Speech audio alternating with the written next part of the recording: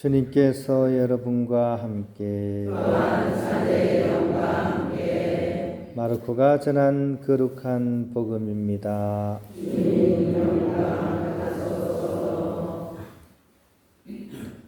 그 무렵 예수님께서 제자들과 많은 군중과 더불어 예리코를 떠나실 때 티메오의 아들 바르티메오라는 눈먼 거지가 길가에 앉아 있다가 나자렛 사람 예수님이라는 소리를 듣고 다윗의 자손 예수님, 저에게 자비를 베풀어 주십시오 하고 외치기 시작하였다. 그래서 많은 이가 그에게 잠자코 있으라고 꾸짖었지만 그는 더욱 큰 소리로 다윗의 자손이시여 저에게 자비를 베풀어 주십시오 하고 외쳤다. 예수님께서 걸음을 멈추시고 그를 불러오너라 하셨다. 사람들이 그를 부르며 용기를 내어 일어나게 예수님께서 당신을 부르시네 하고 말하였다. 그는 겉옷을 벗어 던지고 벌떡 일어나 예수님께 갔다. 예수님께서 내가 너에게 무엇을 해주기를 바라느냐 하고 물으시자 그 눈먼이가 스승님, 제가 다시 볼 수 있게 해 주십시오 하였다. 예수님께서 그에게 가거라, 내 믿음이 너를 구원하였다 하고 이르시니 그가 곧 다시 보게 되었다. 그리고 그는 예수님을 따라 길을 나섰다. 주님의 말씀입니다. 네, 평안입니다. 옆에 계신 형제자매님들과도 인사 나눌까요? 평안을 빕니다. 네, 이렇게 고개도 이렇게 골고루 돌려야 됩니다. 그죠? 너무 한쪽만 하면 이게 목이 안 좋아집니다. 그죠? 옆에도 인사하고 그게 좋습니다. 예. 저는 이 고해성사를 이렇게 보시고 나서 이렇게 보석을 줄 때 자주 주는 보석이 하나 있습니다. 그것은 착한 일 하기입니다. 착한 일 하기. 좀 아이들한테만 주로 쓰는 말 같죠, 그죠? 착한 일 해라, 그죠? 근데 저는 이 보석을 이제 많이 주는 편이에요. 왜냐하면 뭐 이렇게 기도문 바치는 것도 좋지만 결국 우리 삶을 통해서 이렇게 변화되는 것이 이렇게 진정한 그런 회개의 실천이라고 생각하기 때문에 그런 보석을 잘 주는 편입니다. 저의 어떤 삶을 돌아봤을 때 제가 언제 제일 착했냐 한번 생각해 보니까 저는 이 고등학교 다니던 때가 제일 착한 일을 많이 했던 때 같아요. 그때 이렇게 고등학교 들어가면서 저는 사실 성당에 다녔고 그 이전에는 그냥 가족들 따라 가끔씩 가는 정도였고 학생회 활동하면서 본격적으로 다닌 건 이제 고등학교 들어가면서였는데 그때 이제 진짜 지금 생각해봐도 정말 기특하게도요 친구들하고 막 기도 동아리를 조직을 해가지고 대구 성모당에 가가지고 늘 거기서 묵주기도 막 바치고요 고등학생이 그 다음에 또 이렇게 봉사활동 같은 거 있거든요 봉사활동 이렇게 막 알아가지고 그거 이렇게 어려운 사람이 있으면 거기 가서 막 도와주는 일 거의 고등학교 때 했다니까요 제가 지금은 안 착해요 근데 그때는 엄청 착했던 것 같아요 특히 이제 제가 기억나는 거는 수지침을 놓는 맹인 할머니가 있었어요 그러니까 수지침을 놓으시는데 눈이 안 보이시는 분이 근데 수지침을 놔요 대단하시죠 그죠 거기 할머니 이제 도와준다고 막 일주일에 한두 번씩 가서 막 도와드렸습니다 근데 이 할머니가 나중에 알고 보니까 대단하신 분이더라고요. 신문을 딱 보여주는데 신문에 났더라고요. 이분이 우리나라 최초로 여성 한의사 자격증을 취득하신 분이에요. 그런데 이제 사정은 모르겠지만 여차여차 해가지고 나중에는 시력을 잃게 되시고 나중에는 이제 가족들과도 헤어져가지고 이제 혼자서 이제 딱하게 성당 뒤쪽에 이제 살아가시던 분이었어요. 그래서 이제 저는 이제 그 할머니를 도와주기 위해서 가서 봉사활동을 했는데 뭐 큰일 뭐 엄청난 일을 한 건 아니고 심부름 같은 거 이제 하면 심부름 이렇게 해주고 청소하라 그러면 청소하고 뭐 어떻게 하라 그러면 이렇게 그런 거 도와주는 그런 일을 했었습니다. 근데 어느 날 우연히 이제 들렀어요. 근데 이제 할머니는 앞에 안 보이시니까 제가 온 줄도 몰랐죠. 근데 이 할머니가 아무도 없다고 생각하셨던지 혼잣말을 쭉 하시는 거예요. 혼잣말을 쭉 하시는데 막 불평, 불만, 미움을 막 쏟아내시기 시작하는 거예요. 막 욕을 막 하면서. 근데 가만히 들어보니까 누구를 향한 욕이냐? 당신을 도와주는 사람들에 대한 그런 불평, 불만을 막 쏟아내시더라고요. 그래서 저는 충격을 받았어요. 아, 나는 할머니 도와준다고 막 이렇게 했는데 막 욕을 먹으니까 그래가지고 어린 마음에 충격을 받아가지고 다시는 이 집에 안 온다. 그러면서 이제 그 집에서 이제 발길을 끊었어요. 아직도 못 갔습니다. 그죠? 철이 없었던 거죠. 한편으로는 그죠. 그 할머니가 좀 사정이 딱하니까 또 마음대로 뭐가 안 되니까 불만을 막 했는데 어린 마음에는 그런 게 안 보이잖아요. 그냥 자기를 도와주는 사람을 왜 그렇게 욕을 하나. 그것도 막 심한 욕을 막 하셨거든요. 이제 그런데 그 할머니도 사실은 전혀 문제가 없는 건 아니죠. 그죠? 왜냐하면 자기를 도와주는 선량한 사람들의 사랑과 정성을 몰라보시니까 육신의 눈을 먼 것도 좀 딱하지만 또 한편으로는 그걸 몰라보는 것은 마음의 눈이 좀 흐릿하시지 않은가 이렇게 생각해 볼 수 있는 거죠. 그런 점에서 오늘 복음 속에 나오는 그런 맹인 이야기 중에서 진짜 맹인은 과연 누구겠는가 하는 겁니다. 이전의 복음부터 계속 이렇게 오늘 이 상황을 미리 준비하기 위해서 복음이 계속 이어지는데요. 오늘 복음 속에서 진짜 맹인은 바르티메오가 아니라 예수님을 따라오는 제자들과 군중들이 진짜 맹인이라는 얘기입니다. 왜냐하면 지금 예수님께서는 순환을 하시기 위해서 예루살렘으로 지금 들어가고 있습니다. 즉 다른 모든 사람들의 죄를 짊어지시고 보속하시기 위해서 당신 자신을 희생하러 지금 이 길을 지금 가고 있습니다. 근데 정작 예수님의 가장 가까운 제자들과 또 예수님을 따라왔던 그 군중들은 지금 몰라도 아무것도 모르는 한참을 모르는 상황입니다. 얼마 전까지는 누가 높은 자리를 차지할 것인가로 막 제자들끼리 한바탕 싸움했습니다. 복음서에는 기록이 안 됐지만 막 쌍코피가 나고 했을 거예요.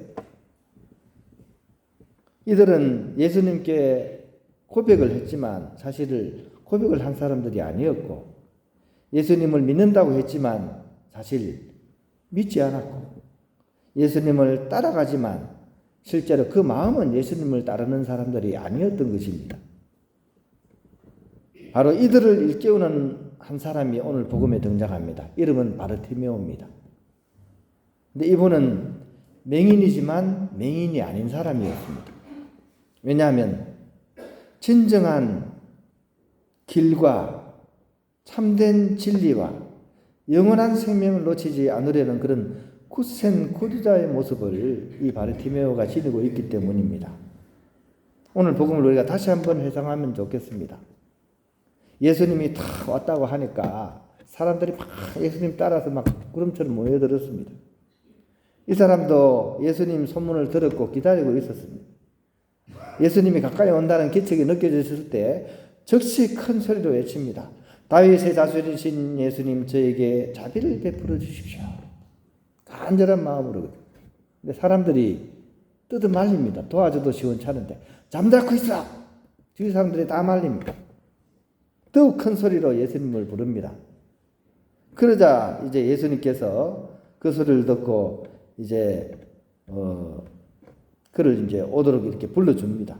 이때 바르티메오는 자기가 입고 있던 겉옷을 벗어 던지고 예수님께 달려갔다 이렇게 기록되어 있습니다. 예수님이 묻습니다. 내가 너에게 무엇을 해주길 바라느냐? 그는 이런 얘기를 합니다. 스승님, 제가 다시 볼 수 있게 해주소서.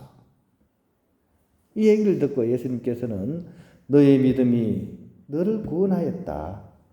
이러면서 그의 눈을 치유시켜 주십니다. 그는 바로 이 치유의 기적을 처음 하고 나서 자기 집으로 돌아가지 않고 예수님을 따라 길을 나섰다라고 오늘 복음은 우리에게 이야기하고 있습니다. 이 이야기 중에서 우리는 한 3가지 장면을 좀 눈여겨봤으면 좋겠습니다. 첫 번째는 그가 사람들의 만류와 호통에도 불구하고 더욱 꿋꿋하게 예수님께 다가갔다는 사실을 통해서 얼마나 큰 믿음을 지녔는지를 우리는 눈여겨봐야 됩니다. 사람들이 다 말렸잖아요. 그런데 그런 만류에도 불구하고 이 사람은 예수님께 나아갔습니다. 그죠? 우리는 어떻습니까? 조금만 얼음이 있어도 성당에 발길을 뚝 끊는 사람이 한둘이 아닙니다. 그죠? 집에 조그만 일이 있어도 미사 빠지기 예사입니다. 그죠? 그에 비해서 어떻습니까? 사람들이 그렇게 뜯어 말려도 이 눈이 안 보이는 사람이 예수님께 달려갔습니다. 얼마나 큰 믿음입니까? 두 번째는 이 바르티메오가 예수님의 부르심을 듣고는 어떻게 달려갔습니까? 자기가 입고 있던 겉옷을 벗어버리고 예수님께 달려갔다고 했습니다. 우리는 옷이 많은 시대를 살고 있죠. 옷장만 열어도 옷이 그렇게 많습니다. 그걸 보고도 우리 뭐라 그럽니까? 입을 옷이 하나도 없네 그럽니다. 근데 이 시대는 옷이 귀한 시대입니다. 옷 한 벌 가지고 평생 입던 시절이에요. 속옷, 겉옷, 그죠?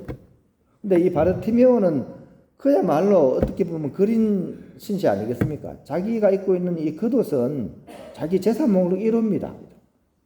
이거 없으면 추위도 막을 수가 없는 가장 귀한 겉옷을 이 사람은 벗어 던지고 예수님께 달려갔다는 얘기입니다. 이것은 얼마 전에 예수님의 초대에도 불구하고 자기 재산 때문에 슬퍼하며 떠나갔던 어느 부자 청년의 태도와는 너무나 대조적이죠. 그만큼 바르티메오는 하느님을 향한, 주님을 향한 열정이 가득했었다는 사실을 우리는 알 수 있습니다. 그리고 마지막 장면입니다. 예수님께서 이렇게 내가 너에게 무엇을 해주기를 바라느냐 할 때 이 사람이 한 이야기가 굉장히 중요합니다. 다시 보게 하여 주십시오 라는 이야기입니다. 어떤 이야기라고요? 다시 보게 하여 주십시오.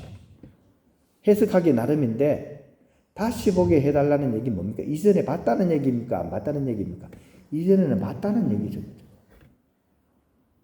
그러니까 이 사람이 진정으로 바라는 것이 세상에서의 그런 부귀영화가 아니라 오히려 참되고 진실한 인생의 길을 보게 해달라는 그런 간청으로 우리가 이해를 할 수도 있다는 것입니다. 그리고 이것은 잠시 후에 그가 눈치유를 받고 나서도 다시 살던 길로 돌아가지 않고 예수님의 길에 동참한다는 그 사실로서 더 명확해지는 거죠. 이전에 나병 환자 치유됐을 때 어떻게 했습니까? 다 좋다고 자기 집으로 갔잖아요. 그런데 바르티메오는 즉시 예수님을 따라 길을 나서는 것을 보면 이 사람이 무엇을 원했는지를 우리가 알 수 있는 거죠. 어떻게 보면 그거죠. 그죠? 하느님 이거 주세요. 이거 주세요. 이것이 이루어지는데 만족하지 않고 저는 그거보다도 하느님 당신을 원합니다. 저는 하느님 당신을 원합니다 하면서 따라간 그런 바르티모의 모습을 우리는 볼 수 있다는 것입니다. 우리는 바르티모의 이 모습을 기억하면서 좀 우리의 삶을 다시 한번 돌아보면 좋겠습니다. 오늘도 한 3팀 정도가 야외 행사를 떠났습니다. 가면 맑고도 높고도 깊은 그런 가을 하늘 우리가 다 볼 수 있죠. 그죠? 하지만 그 하늘을 우리가 읽어낼 수 있을까요? 그 하늘이 어떻게 우리에게 무슨 소식을 전해주는지 그거 읽을 수 있겠습니까? 또 거기 가서 둘러보는 알록달록 단풍잎들, 말라가는 나뭇가지에서 나를 바라보면서 떨어지는 그 잎의 마지막 유언을 우리는 들을 수 있습니까? 그 잎새가 나에게 뭐라고 하는 소리가 들립니까? 만약 그것이 안 보이고 그것이 안 들린다면 바르티메오야말로 오늘 우리의 스승님이라는 이야기입니다.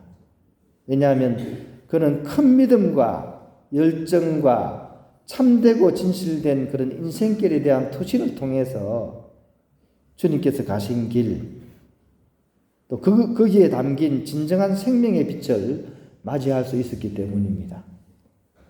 그런 의미에서 우리 또한 오늘 하루 우리에게 이렇게 마련해 주신 일일 스승이신 바르티메오의 기도를 우리가 바쳐야 되지 않을까. 주님께 뭐라고 우리 스승님이 얘기했습니까? 주님 다시 보게 하여 주십시오 라고 얘기를 하셨습니다. 이것이 우리의 기도문이 되어야 됩니다. 우리 함께 바르티메오와 함께 주님 제가 다시 볼 수 있게 해주십시오 라는 기도를 우리가 함께 바치면 좋겠습니다. 손을 모으시고 마음을 담아서 큰 믿음과 열정과 사랑을 담아서 주님께 함께 기도 바칩시다. 주님 제가 다시 볼 수 있게 해 주십시오. 자 시작. 주님 제가 다시 볼 수 있게 해 주십시오. 한 번만 더 할까요? 시작. 주님 제가 다시 볼 수 있게 해 주십시오.